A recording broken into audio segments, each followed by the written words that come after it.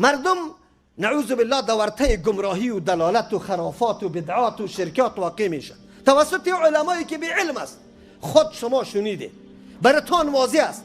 یک عالم میگه ما در روز قیامت به امام ابو حنیفه رحمه الله چی جواب بگیم؟ در روز قیامت ما در ابو حنیفه رحمت الله چی جواب خواهد گفتیم؟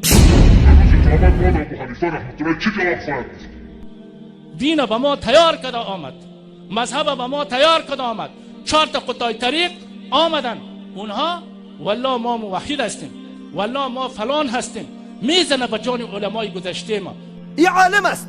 وقتی که یک مقتدی گپی عالم بشنوه، مقتدی در ذهنش میگرده که بله در روز قیامت امام ابو حنیفه رحمه الله یک سوال و جواب از ما داره غیر از الله سبحانه و تعالی.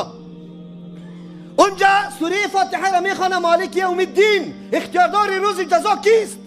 الله سبحانه و تعالی است. یوم لا تملک نفس لنفس شیئا، روزی که هیچ نفس به نفس دیگر هیچ چیز را در اختیار نداره بدون اذن الله سبحانه و تعالی. پس امام ابو حنیفه رحمه الله از کجا از مردم سوال بکنه که در کدام راه رفتی؟ یک عالم در یک مجمع بزرگی که علما نشسته است، حتی در اون مجلس سرش انکار هم نمیشه که تو گپت خطا است، لااقل پرزه روان شوه. بلا در سرت بیایه جوان مرگ میبری، سگواری میبری، مردت بو میگیره، تیره میدونی؟ تو فردا بشی داملای حکمت الله حاضر شای چی جواب میدی؟ تو فردا بشی داملای حکمت الله حاضر شای چی جواب میدی؟ شما بگویی که مردم کدام طرف بره؟ عقیدش به الله جور شوه یا نه که به مخلوق جور شوه؟ به کدامش جور میشه؟ بگویی کجاست؟ عقیده کدام طرف میره؟ عالم دیگه ما میخیزه میگه کسی که امروز قرآن و حدیث میگه او کفر است. مثل ابو محمد مدنی و مثل ابو مریم و ابو عمر و ابو سهیل و ببینید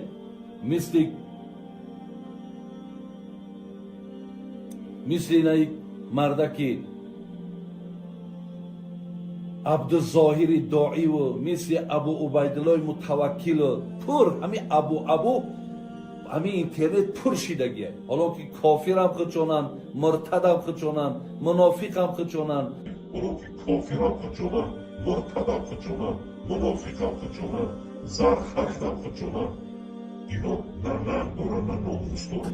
یک کسی به نام مولانا ابراهیم پاکستانی بود، یک چند وقت سلفی شده بود، فاش بگوییم وابی شده بود. نعوذ بالله. رسانه ها و رادیوهایی که قرآن و حدیث نشر میکنه کفر است. ایمان تقلیدی است نه استدلالی میگه. ایمان تقلیدی است. الله اکبر. تو الله را نمیشناسی که یک گونه است، تو ایمان تقلیدی است. عجیب است. او خود میگه در جلسه دستاربندی به علما خطاب میکنه، دستش بوسه میشه. امی آدم میگه کسی که قرآن و حدیث میگه کفر است. دیمیروز شما بگوی که عوام چی فکر بکنه؟ هر کسی که قرآن برش باز میکنه ترجمه میکنه یا حدیث برش باز میکنه میگه نه این کفر است. نعوذ بالله. ما نیاز به این گپا نداریم. از یه عالم چی برداشت بکنه؟ علماست، دستاربندی است، بس تا عالم نشسته است، حتی یک ادنا انکارم سری عالم نمیشه. دو عالم دیگه ما میگه بول رسول الله صلی الله علیه وسلم بیرون رفت کرد. جناب رسول الله صلی الله علیه و سلم با یک جای بول کرد. یک کسی ام ایمن نام داشت. رسول خدا که دوباره میآید صلی الله علیه و سلم، ام ایمن برآمد، پرسید که جناب رسول الله به کجا بول کرده. سبحان الله بگوین برادران عزیز. بالاخره از بویش یافت، بوی عطر میداد بول رسول الله علیه السلام.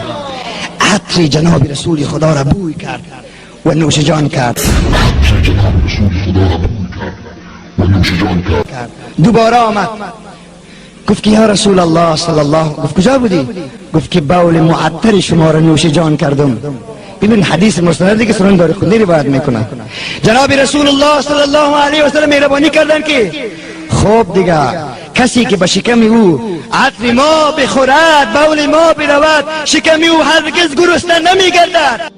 بولی که در بیرون شود در دشت اون نوشیده میشه، او باقی میمونه، رو زمین جذب میکنه. مقصدش مواد غایطه است. نعوذ بالله نعوذ بالله. در یک حدیث صحیح کسی ثابت بکنه که مواد غایطی پیغمبر علیه السلام کسی خورده باشه، نعوذ بالله. دعوت به این میده که مردم مواد غایطی پیغمبر علیه السلام خواست دنیا رحلت کرده، او جناب پیر صاحب میگه که از مرا نعوذ بالله آب دستی مخلوق مردم نمیشویه، نمیخوره، نخورده، مردم کدام طرف حرکت میکنه؟ بگوی شما. مردم میگه مولوی صاحب بسیار جدی گپ میزنه، به الله قسم این حالت که میبینی و پیش مردم خود دین اهمیت نداره، سری گپا نمیدانه.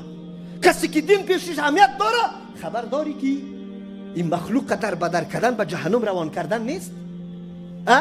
دیگه بگویه که نعوذ بالله الله یک قریه را عذاب میداد، جبریل امین امر کرد تیر عذاب بده، پس به الله سبحانه و تعالی میگه به خاطر احترام بزرگا و ریش سفید میگه که ریش سفیدی که احترام داره، پس میگه به الله گفت که نمیشه یک ریش سفید لواتت میکنه بابتا کاری خود خلاص نکرده نعوذ بالله، الله گفت که ماتل کو. ببینه این کفریات از کجا گفته میشه؟ عالم ما یا سر منبر هزاران نفر نشسته گریان برش میکنه و مردم کدام طرف بریم؟ چی بکنه؟ عالم است؟ عالم دیگه ما میگه پیر ما امیالی از قبر مرا میبینه و تصرف داره در وجود ما، اگر یک توجه سلبی بکنه علم از ذهن ما میروه و قیوم الزمان است، یعنی تدبیر کل دنیا و کائنات او میکنه. یک عالمی که طور گپ باز بزنه مردم کجا میره؟ مردم. عالم دیگه ما میگه برای رواج بدعت او چه میگه پیغمبر علیه السلام سیرتش باید شب و روز بیان شوه، ولی مردم خو آماده نیست که سیرت بشنون. لا اقل یک روزی 12 ربیع الاول خو سیرت بیان کنی. یا عالم تالی سیرت نشناخته که سیرت پیغمبر کل زندگیش است 23 ساله، کل قرآن سیرت رسول الله صلی الله علیه و سلم است. احادیثی که مدون شده سیرت کیست؟ رسول الله صلی الله علیه و سلم. و تو را در یک ساعت و در یک روز برای شما پخته کردن بیان میکنی؟ چی گله کنیم؟ عالم دیگه ما میخیزه میگه این حدیث عقل قبول نمیکنه، تاویلات میکنه نعوذ بالله. میگه والا اگر مرد زن بشویه چی رقم میشه؟ چی رقم میشه؟ در کجایش سعی کنه؟ این نفرای دیگه که امرایش هست این کجا را سعی کنه؟ شما مرده را لچ میشوی؟ مردم بیگانه را میاره سری مرده؟ تامی ساعت کتی سیاست یگانه شخصی که حلال است برش دیدن عورت یکی دیگه و جسم یکی دیگه کی است؟ زن و شوهر است. و امی زن در روز قیامت اگر اردو مسلمان و جنتی باشه امو زنش است، دیگه زن نمیشه، دیگه حولا برش داده میشه، امی زنش است، میگه نکاح باطل میشه. مردم کدام طرف برای حرکت کنه؟